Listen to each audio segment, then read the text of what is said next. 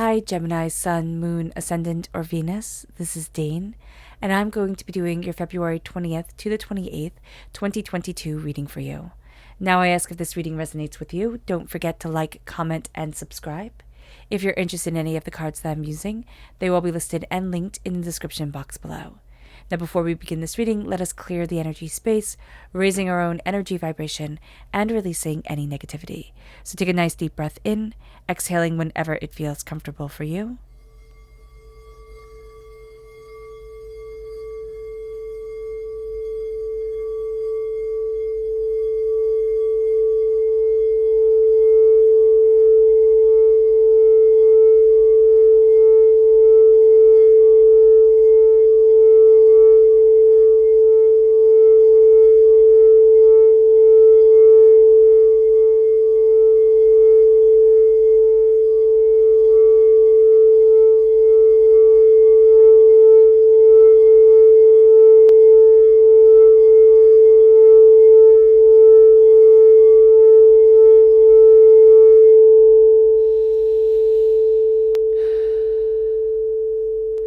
Releasing all negativity from the body like storm clouds, letting yourself feel calm, centered, and at peace as we enter into the safe and loving space. So let's see what the tarot has to say. Gemini, February 20th to the 28th, 2022, Gemini. Angels and spirit guides show me clearly.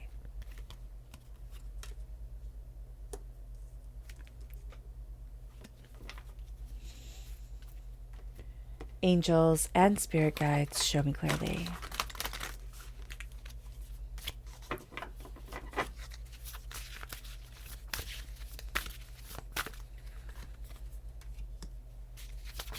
Ooh, goodness. Okay, so that one just tumbled to the ground. Bear with me for one moment as I get it.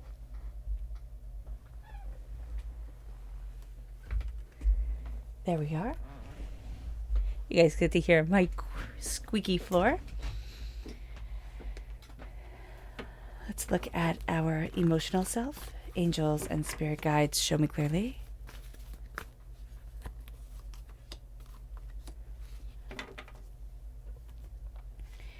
Angels and spirit guides show me clearly.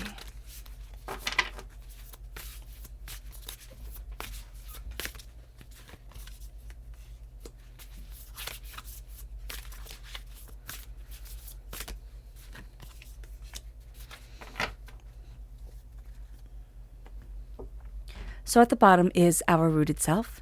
The left-hand side is our inner self. The middle, our heart, or the upper, our heart, our emotional self. The right-hand side, the public arena, the public self. So let's see what the cards have to say. We have the Chariot, which is Cancer energy coming through. And the Chariot is about being moved forward. Oh, and I see it right here. We have the King of Cups up. That was left on purpose. So we're going to keep it there. All right. And here with the Chariot, it is a sense of our emotions leading us forward. And that's also very much tying into the energy to be mindful of. We have to be mindful of kind of like our tempers getting the better of us, but it's not our tempers. It's just emotional reaction to everything. That's going to cause a lot of chaos in our world if we let it take over. So that's something to be very, very mindful of. It leads us to the Emperor, which is Aries energy. So if we have Cancer in our charts, or if we're born on the cusp with Cancer, we need to be just aware that that's going to come through very strongly here at our root. With Aries, if we have Aries within our natal chart, that's also going to come through very strongly within ourselves and at the root of our personality during this time. There's going to be a part of us that thinks, if I just have enough order over things, I'll be able to move things forward the way that I want them to be. And that's not necessarily going to be the case. There's also a sense here of I need to claim who I am and how I rule and how I live my own life without apology, without, a sense of, oh, it should be like this or, oh, it should be like that. It's like, no, this is me. And as I move forward, as I take the reins of my subconscious and my conscious self, I start to see myself, more and more. And then it leads us to our inner self, which is the Two of Swords and the Four of Coins. So there's a path opening up, and we need to just be mindful of vampiric energy coming in. We have the Knight of Cups, again, water sign energy, Pisces, Scorpio, Cancer. We have the the Knight of Wands coming in, which is fire sign energy, Aries, Leo, Sagittarius. Our hearts are going to be very reactive during this time, and that's going to be something we have to be mindful of. We have the Tower, things are changing, and then we have the Empress, and we're stepping into and creating a new world for us. But we're also looking at the rubble that we have been through, looking at all the hurts and the pains and the disappointments that we have been through, and we're like, okay, I'm seeing me now. I'm seeing me more than I've seen me before, meaning that we could have been wanting to fit in to this type of person, this type of circle, this type of way of being. And what Spirit is really showing us now is like, stand out, be you, and create the world that lives within you, that is guiding us forward. And the King of Cups is definitely sitting here for a reason, because there's this sense of, we need to be mindful of, this is the energy to be mindful of. We need to be mindful of emotions taking over. We need to be mindful of emotional manipulation, guilt tripping, that sort of energy coming forward. We need to be very aware of it and how it is trying to, guide our lives, or, even take over our lives at times. So just be aware of this. It moves us to our chakra energy. Angels and spirit guides, show me clearly.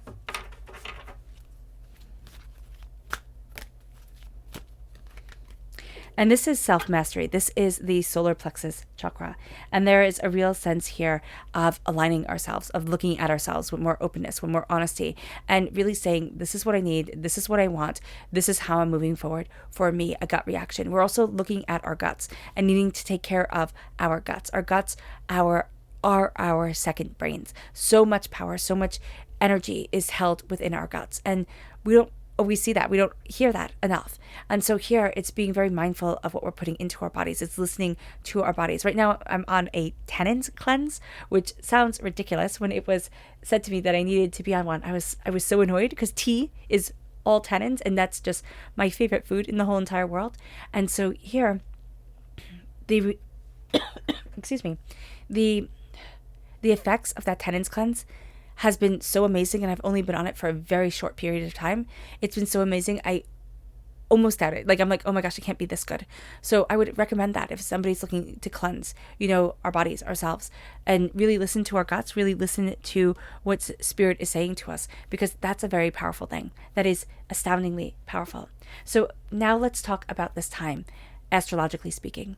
We don't have anything really happening, and then all of a sudden everything happens all at once. So on the 23rd of February, we have Mars sextile Neptune. Now Mars we have here at our root. Aries is ruled by Mars. Mars is the god of war. Aries is the god of war. And so they come together quite nicely, but it makes things intense. Neptune rules Pluto. Pluto is all about our dreams and our desires. Neptune is all about our dreams, our desires, our unseen world.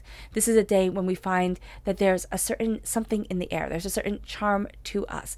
There's something charismatic, and there's a sense of embracing our sensuality, ourselves, that's going to be so important, that we will feel drawn to the passionate side of life, to what we are truly passionate about. We are also going to find that we are more idealistic and spiritually minded during this time, and this makes it very important to search for the meanings of things, to search out the deeper truth and the deeper desires. On the 24th of February, we have Venus sextile Neptune.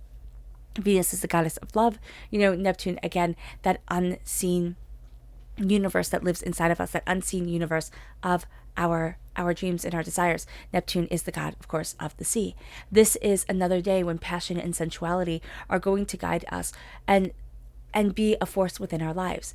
There's a charm to us, and it makes us more likable. It makes us more likely to get what we want. But remember, everybody has this charm to them during this time. It is part of the planetary alignment. So everybody has a spark to them. What we have to focus on here is not using our charms just to get what we want, but really to bring a sense of love and connection and caring into our world and into ourselves. So that's going to be really important. The 24th of February also has Mercury squared Uranus. We are ruled by Mercury. This alignment can absolutely contrast and contradict the charm of Venus sextile Neptune. Mercury is all about the words and the mind. Uranus is all about that creative, go-getting mentality, does not mind to stand out. It is that innovative thought. Here, we can be abrupt in our speech and a bit insulting, because we're just going to say what we think. It's like, this needs to be done. I'm not going to, cuddle you. I'm not going to hold your hand while you do this. This needs to be done, and this is how it needs to be done. So we're going to be very plain spoken, very kind of to the point. If we're more that person to begin with, it can come out as being a bit sharp during this time. So just be aware of that. But it is a sense of also, if we're more that person, people will be like, oh, okay, they're just being really direct. But we can be really direct during this time. Everybody's going to be this way. So we're going to find that there's a directness, there's an intensity to this time that we need to be just aware of. Be mindful of our words, be mindful of our anger. We are going to react from the heart a little bit more than is going to be necessary at times, meaning that we're going to come up with pure emotional reactions to things, and it can put us on the defensive. So just be aware of this. Also, on the 24th of February, we have Mercury sextile Chiron. Again, we are ruled by Mercury. This is an harmonious aspect, and it has us able to heal wounds and pains for ourselves and for others, from the past, from the now, and really step into a place of more security within ourselves. See, everything happens like on the 24th, and then we only have one thing happening on the 23rd. So here, this is a really intense time. This is it's a beautiful time for us. It is. But we're going to find that we need to rein in our subconscious and our conscious thought. We need to look at the way that we want to move forward, what is important to us, what isn't important to us, what we dream of, what we don't want within our lives, how we want to become, and what we don't want to be. And the Chariot can kind of take over. We're going to look at things very emotionally. That's going to be something we have to be mindful of. And we have to be mindful not to go the other extreme and then just be astoundingly logical all the time. We need to find that beautiful balance here. Gemini, to be able to say, this is what my heart wants. This is where I'm leading myself forward. This is how I'm connecting to my world and to myself. And it brings us to the Emperor. It brings us to this place of power. It brings us to this place of understanding. And as we're embracing this powerful understanding within ourselves, we're starting to see ourselves more and more. We're starting to look at what is important to us and what isn't important to us. We're starting to guide forward in a way that says, this is my power, this is what I want for my life, this is what I'm seeing, this is what I'm discovering about me. And we're claiming that authority within ourselves and for ourselves. The Emperor is the one who knows, I not only rule my life, but I rule a kingdom. I rule an empire. And that's bigger than a kingdom. And so we know that our actions have reactions and have a ripple effect. That's going to be something that we're cognizant of during this time. We also have, as I just realized it, the Emperor and the Empress coming through. Because they're in different decks, this soulmate connection, true love connection, beautiful connection, isn't going to be something we realize quite as quickly as maybe we should during this time. But this is a time where something is brought forward, where we're needing both of this energy of, I can do it, this is the plan, these are the blueprints, and this energy of creation, of nurturing, of birthing it into our world. And there's just a sense of power and harmony that is coming over us. The Two of Swords brings us to this place where we start to see a road opening that we didn't think was going to open. We didn't think that we could move forward this way, and yet we can. And we're going to be surprised by it. And so as we're moving forward this way, it's like, oh, I see a new path. I see something becoming. We need to not be as quick. We're going to be very quick to make decisions at times. We're going to think, okay, just kind of like make the decision, say what needs to be said, get things done. That's an energy that's around us. And yet during this time, we're going to also need to kind of step back and step into ourselves. And we can do this through meditation. We can do this through journaling. I really like meditation. I've been doing, since I hurt my head, the Mahasati meditation. I probably absolutely butchered that. It's Mahasati. And it is a meditation of movement. And you even have your eyes open while you're meditating to be able to connect with the moment, to be able to be right in the now. And I'm finding that if I skip that, or when I'm just too rushed, it's like, okay, you're missing being in the present, and you have to pull yourself into the present now.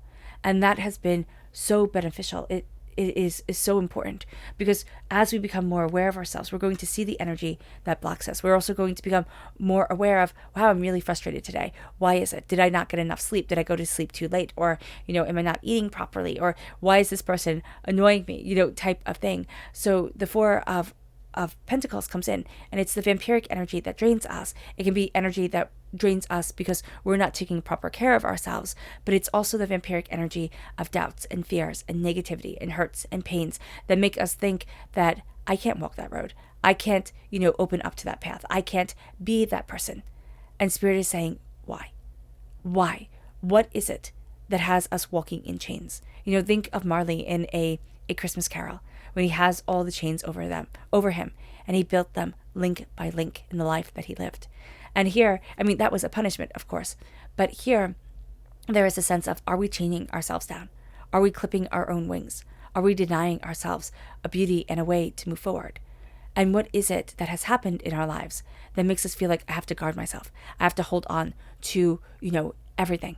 And it's guarding, our solar plexus, our crown chakra, our root chakra, everything. It's like the energy just isn't flowing, and it's acknowledging that what is happening that isn't letting this energy flow within my life and for myself.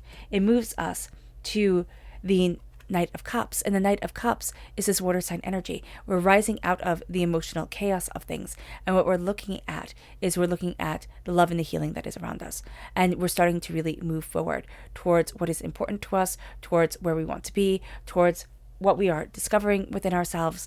And this becomes a time where our heart becomes a bit of a warrior, and we're going to be very quick to react to things. It's almost going to be emotionally and passionately. We're going to kind of come to blows at one point or another, and we just have to be aware of this during this time, that I need to calm my emotions, and I need to acknowledge my passions and also calm them down to be able to know that I can move forward in the present of where I am and what I want and what is important to me.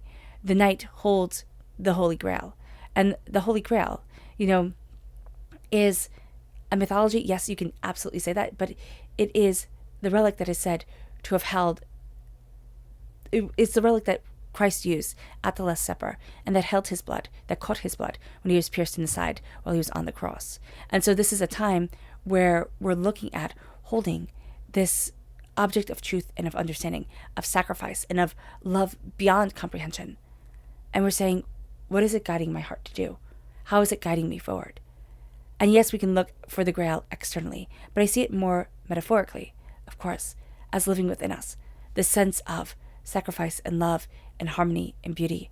How do we bring that into our life? Because life is about sacrifice. It's about compromises. It's about, hardships and pains and disappointments, as well as it's about beauty and love and connection and laughter and joy. And the Knight of Wands brings us to this place of charging forward in our passion, in what we want to discover. And I do see the Knight of Wands kind of wanting to trample over the energy of the Knight of Cups, the sense of, this is what needs to be done. Don't be so silly. Don't be so whimsical. You need to be in the here and the now. This is it. And we need to balance that. We need to balance that with honor and with beauty for ourselves. And we really do need to let our hearts shine, but not be taken advantage of. That's going to be really important. The Tower comes in. In the public arena, it is destruction and enlightenment and release, destruction, enlightenment, release. We are enlightened because we have walked through the rubbles. Every single one of us have walked through the rubbles of our life, of what we thought life would be, of where we are now, of what we have gone through. And that could have lasted 16 years. That could have happened on the 16th day, your 16th birthday. All of a sudden, everything could have changed. You might be, 45 now and still carrying that with us. It's still being there. So this is showing up for ourselves. This is saying, I honor and I acknowledge the hardships that I have walked through, the pains that I have been through. And as I acknowledge this, I acknowledge and I see me. The Tower is about divinity throwing us out of our comfort zone. It's about change that is powerful and that is all-encompassing. And it doesn't have to be a change that anybody else is aware of. It could be a quiet, small change within our hearts, within ourselves. And so here the Tower is shaken. The Tower crumbles. We've had our world turned upside down. And now we're looking at how I birth forward, how I move forward in the enlightenment of that change that has happened into this powerful, beautiful person This is luxury and beauty and harmony and abundance and grace and fertility and love and nurture and beauty and art. The Empress. We are embracing here the power couple, the quintessential power couple in the tarot, the Emperor and the Empress. How do I embrace the luxury of being me, of embracing my heart and my soul and my love and myself? How do I move forward in the fertility of my being, whether that means being fertile and being able to have children, or whether that means being fertile and being able to create and cultivate, bring forward the love, the connection, the beauty that I want within my life? We are opening up a door. We are opening up to ourselves. And that becomes the game changer. And that is a game-changing power for us. The Empress claims a throne she thought she never was worthy of, or she didn't know that she had, just as the Emperor does. But they do so in different ways. The Emperor does it through power, right? Through the power of action. The Empress does it through the power of being and creating. It is an action too, but it is an action of actualization. And that's going to be how we move forward in this public arena at this time, with a clear sense of us, or a clearer sense of us, as we're pulling back the layers, as we're seeing ourselves more and more. The Empress says, this is me. This is who I am. This is what I want. This is what I desire for my life and from my life. And this is what I'm moving towards. It moves us to our subconscious energy to be mindful of. And that is the Strength card. That is Leo energy. We have to be mindful of pushy people, through emotional manipulation, getting what they want in a way that kind of blindsides us during this time. We also have to be mindful of a force outweighing the strength of ourselves. The strength of kindness and the strength of force kind of coming up against each other. So just be aware of that. Our subconscious chakra energy is flexibility. This is the sacral chakra. And here we're being, called to look at our sensuality, the passionate being of ourselves that comes forward astrologically during this time, but also the sense of being in our own bodies, respecting and embracing our own bodies, our own selves, being flexible within our nature, within what we desire. There is also a sense here of needing to face a lot of things that have held us back in this life. It can be things from past life that have, weighed us down, but we hold a lot in our sacral chakra. And that's where our creativity and sensuality is. And because we hold a lot of drama there, we hold a lot of things that we just don't want to face. It can hold back our creativity. It can hold back our sensuality in a way that we just don't want. So by embracing the flexibility of our spirit, by becoming in line with our own bodies, we start to change ourselves. We start to see ourselves. It brings us to our subconscious rooted energy, and that is the Hierophant. That is Taurus energy. Now, if we're born on the cusp with Taurus, that energy is going to come out very powerfully at our root, or if we have Taurus energy within our chart. This energy is very much telling us to look at our traditions, to know that we hold the keys, to see what is intrinsically and powerfully right for us, and open up that door and say, this is me. I embrace who I am and what I need. This is also looking at the institutions, the traditional institutions of our world, and knowing that we kind of need that in order to move forward. We can't, we could, of course, if we want to, if that's what we're being called to do, is to go, live in the woods somewhere and be totally self-sufficient, then absolutely. But we're also looking at how our own personal gifts intertwine with the structure of the world and seeing how we can kind of make that work for us. It moves us to our subconscious inner self, and that's the High Priestess. And I love that we have subconsciously the High Priestess and the Hierophant, because remember, the High Priestess in early forms of the tarot was called the female Pope. Now, whether you believe in Pope Joan or not is irrelevant. What we have here is the sacred feminine, sacred masculine aspects of the power of inner wisdom, tradition, social constraint, or social demands on the way that we move forward within the awakening of ourselves. The Pope in medieval times was the most powerful person in all the land, in the Western world. He told people what to do, emperors, kings, queens, he was the last say. And then we have the High Priestess, which we can see as the Oracle of Delphi. which we can see as the Vestal Virgins, like the people who kept the flames, who needed to keep the light going. What we're going to see is we're going to see knowledge coming forward our way. It comes forward as it did through the Oracle of Delphi, in rhymes, not in rhymes, in riddles, I just hear it in music. It's like Be Guided This Way, but it comes forward in rhymes and music in ways that we hadn't expected. And that's going to be very powerful for us. But it's not going to be something that we instantaneously understand. So we have to be aware of that. The veil is being lifted inwardly. We're starting to see things in a very different light and in a very powerful light. It moves us to our subconscious emotional self. And that is judgment. That is the awakening of our inner self. That is our angels calling us. That is rising out of the darkness and into who we are, what we want, and what we need. Maybe not necessarily what we want, but what we need for ourselves. And rising into our power, rising into what we desire, and seeing ourselves be able to move forward in a very intense way. It moves us to our subconscious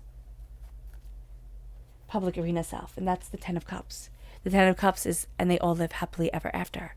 This is prosperity and joy and family and contentment, and prosperity and joy and family and contentment.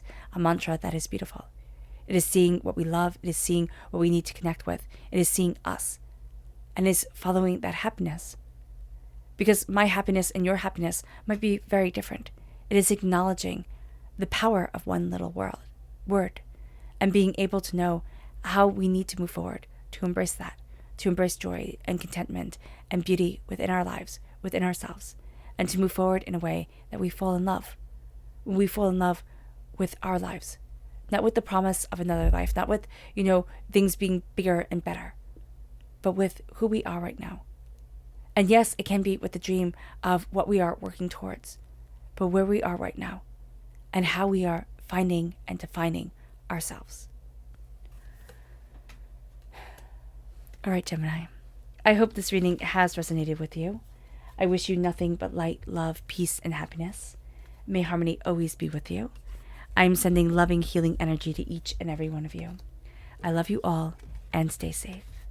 Let's end this reading with a meditation, a clearing away of negative energy, a raising of our positive energy as we embrace the power and the intensity of this time and us. So take a nice deep breath in, exhaling whenever it feels comfortable for you.